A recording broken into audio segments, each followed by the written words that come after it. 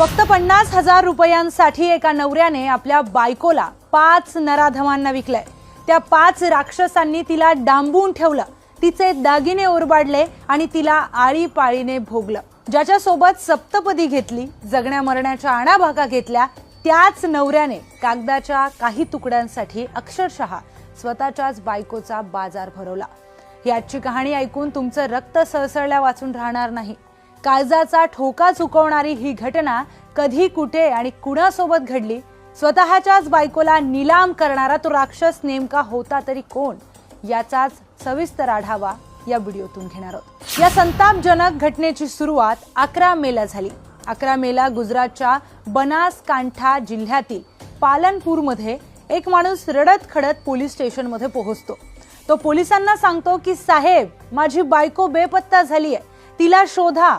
नवऱ्याची केविलवाणी आर्तहाक ऐकून